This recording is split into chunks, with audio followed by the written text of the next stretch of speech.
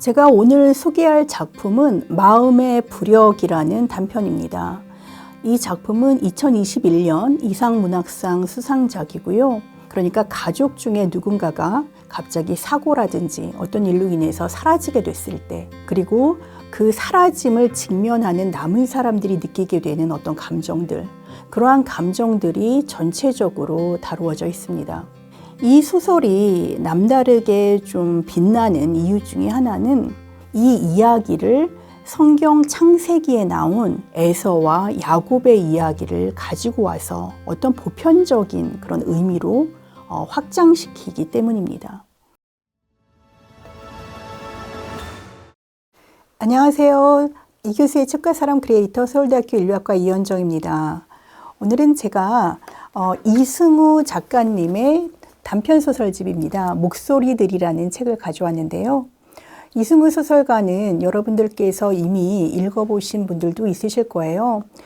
프랑스의 유명한 소설가죠. 르클레지오가 만약에 한국에서 노벨문학상 수상자가 나온다면 이 사람일 것이다 라고 이야기를 한 적이 있어서 또 주목을 받았기도 하고요. 물론 상이라는 게 어떤 성취에 대한 그런 평가의 기준이 될 수도 있겠지만 우리가 또 너무 상을 기준으로만 생각하기는 어려울 것 같습니다. 최근 몇 년간에 이른바 30, 40대의 젊은 작가들이 정말 대단한 작품들을 내고 있는데요. 물론 이러한 젊은 작가들의 작품도 우리가 주목해서 봐야겠지만 저는 이승우 작가님처럼 조금 그보다는 한 세대 위라고 할 수 있는데요. 중견 작가의 작품이지만 여전히 지금 우리에게 주는 메시지도 선명하고 또 남다른 길을 계속 개척해 오신 분이라서 제가 이 책을 가지고 나왔습니다. 여러 책을 많이 쓰셨기 때문에 우리가 이승우 소설가의 어떠한 작품 세계를 한마디로 정리를 하기란 어렵지만 이분은 원래 신학대학을 다니셨던 분이고 또 그 작품들 속에서 그러니까 뭐랄까요, 인간 실존의 근원적인 감정, 예를 들어서 불안이라든지 죄책감이라든지 소외감이라든지 이러한 깊은 감정들을 꾸준하게 탐구해서 또 사유를 한 그러한 작품들을 내셨다라고 볼 수 있을 것 같습니다. 이 책 목소리들은 이승우 소설가의 14번째 작품집입니다. 이 책에는 총 8편의 단편이 들어가 있고요. 전체적으로 제가 볼 때는 부재와 상실에 직면한 사람의 어떤 마음이라든지 의식세계를 다룬 작품이라고 보여요. 특히 이 책에는 집이라는 것이 아주 중요한 소재로 등장을 하는데요. 우리가 집이라고 하면 건축물을 뜻하기도 하지만 또 가족을 의미하기도 하잖아요. 그러니까 가족 중에 누군가가 갑자기 사고라든지 어떤 일로 인해서 사라지게 됐을 때, 그리고 그 사라짐을 직면하는 남은 사람들이 느끼게 되는 어떤 감정들, 그 감정은 뭐 불안일 수도 있고 뭐 죄의식일 수도 있고요. 아니면 다른 종류의 고통일 수도 있을 텐데요. 그러한 감정들이 전체적으로 다루어져 있습니다. 특히 남겨진 사람들은 갑작스러운 부재와 상실을 경험하게 되면 그 떠나간 사람의 목소리를 계속 듣게 됩니다. 그러니까 그 사람은 왜 이러한 일을 하게 됐을까? 혹은 그 사람은 왜 이 집을 떠나게 됐을까? 그것과 나의 관계는 또 무엇일까? 다시 말해서 그 목소리를 통해서 나의 과거의 행동을 다시금 생각해 보게 되고 또 그 목소리가 궁극적으로 말하고자 하는 게 무엇인지 그 원인을 추적하게 되기도 하고요. 그처럼 그 떠난 자의 목소리가 나의 생각과 또 행동을 만들게 되는 계기로 작동을 하기도 하는데요. 그런 면에서 이 책의 제목이 또 목소리들이라는 그러한 제목으로 만들어진 게 아닌가 싶습니다. 제가 오늘 소개할 작품은 마음의 부력이라는 단편입니다. 이 작품은 2021년 이상문학상 수상작이고요. 마음의 부력이라는 제목이 좀 독특하다라는 생각이 들었어요. 그러니까 부력이라는 게 뭔가요? 어떤 떠오르게 하는 그런 힘인데요. 만약에 우리의 마음이 너무나 무겁다면 그 무거운 가라앉는 그 마음을 그나마 생존할 수 있도록 떠오르게 하는 그런 힘을 우리가 마음의 부력이라고 생각해 볼 수 있을 것 같아요. 이 단편의 줄거리는 이렇습니다. 화자는 성식이라는 남자인데요.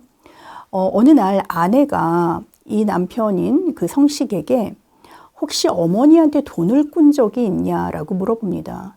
그래서 갑자기 무슨 소린가 했어요. 그랬더니 어머니한테 전화가 와서는 이제 돈을 갚으라는 그런 식의 말씀을 하셨다고 합니다.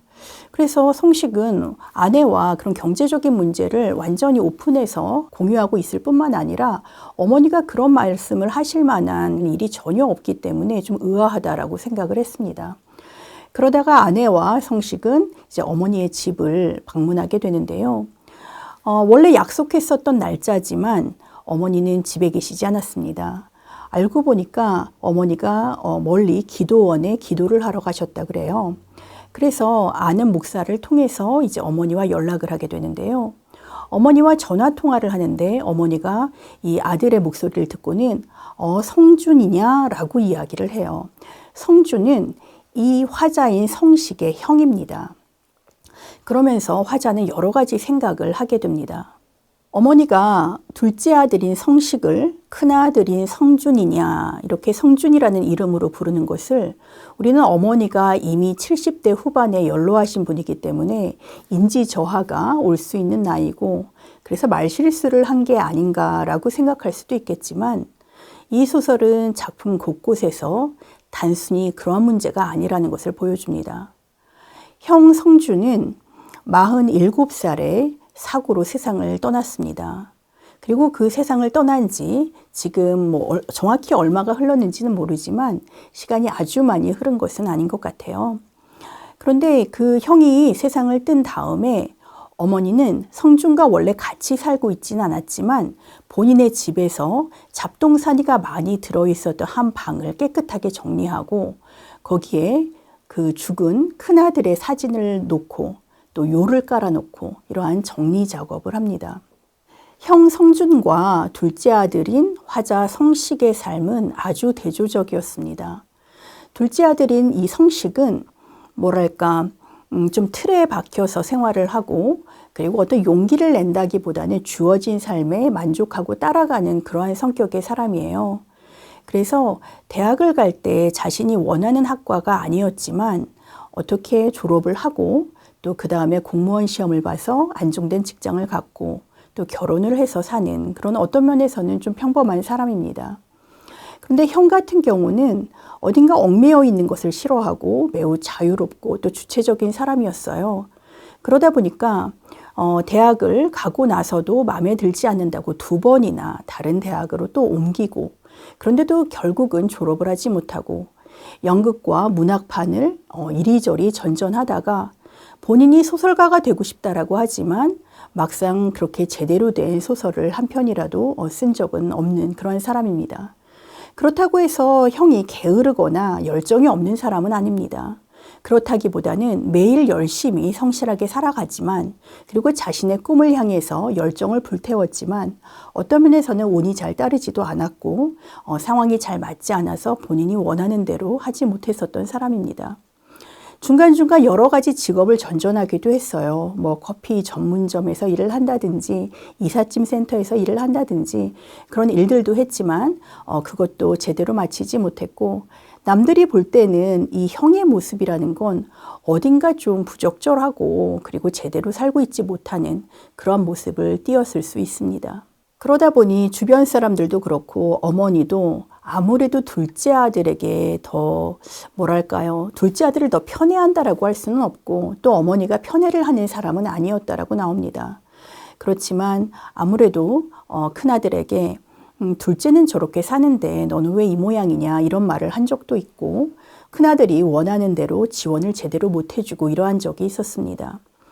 그런데 이보다 더 미묘하게 어머니가 둘째 아들을 더 위한 게 아니었을까라고 엿볼 수 있는 장면이 나오는 게 어머니는 언제나 큰아들인 성준이 이야기를 할 때는 너 성식이냐? 라고 둘째 아들로 오해를 하면서 둘째 아들이 이야기를 할 때는 한 번도 형으로 오해한 적이 없다는 겁니다.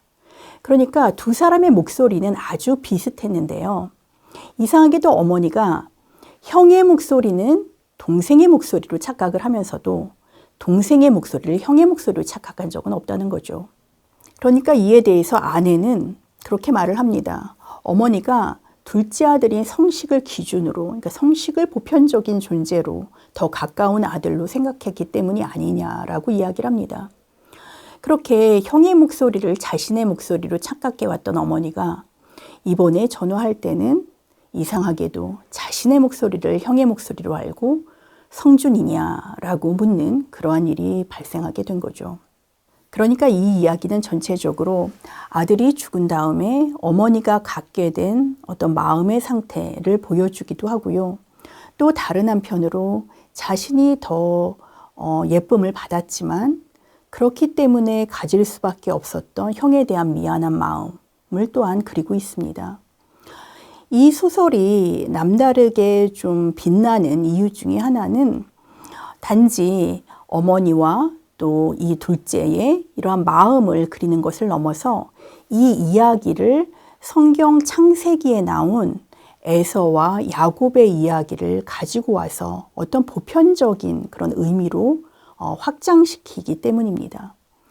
여러분들이 뭐 보신 분들도 계시겠지만 창세기에 보면은 이제 그 이삭의 아내 리브가가 아들을 둘을 낳습니다. 그 리브가의 아들이 첫째 아들이 에서고 둘째 아들이 야곱인데요. 그 리브가는 어떤 이유에서인지는 정확히 모르겠지만 둘째 아들인 야곱을 더 좋아합니다. 그래서 그 아버지인 이삭이 첫째 아들 에서에게 축복을 내리려는 그 상황을 어머니인 리브가가 야곱을 일종의 변장을 시켜서 첫째 아들인 것처럼 하고 대신 축복을 받게 합니다. 이 부분에 대해서 소설에서 말하는 부분을 한번 읽어보도록 하겠습니다.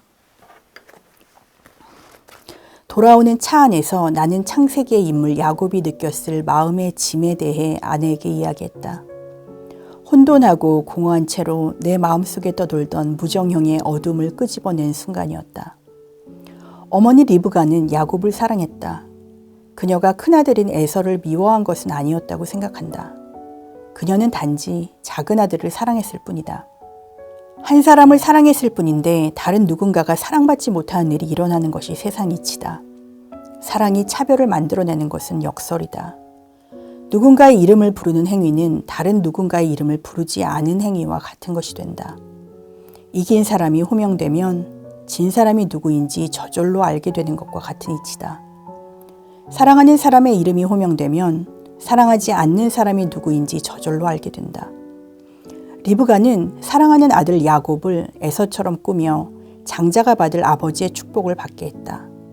이 과정에 술수와 속임수가 동원되었다. 눈먼 남편 아버지를 속이고 순진한 큰아들 형의 것을 빼앗았다. 속이고 빼앗으려는 의도는 이 이야기의 원인이 아니다. 사랑이 있을 뿐이다. 사랑이 속이고 빼앗는 사건을 만들어냈을 뿐이다. 사랑이 어떻게 이럴 수 있는가? 사랑이 사랑하는 일을 선택하는 일이면서 동시에 사랑하지 않는 일을 선택하지 않는 일이 되기 때문이 아닌가? 에서가 느꼈을 박탈감이 어떨지는 말하지 않아도 알 수 있다. 말하지 않아도 알 수 있지만 누구나 말한다. 그렇지만 야곱은 아무렇지 않았을까? 자발적인 어떤 행위를 하지 않았음에도 불구하고 결과적으로 자기 때문에 형을 소외시키고 형에게 박탈감을 준 셈이 된 동생의 마음속은 어땠을까?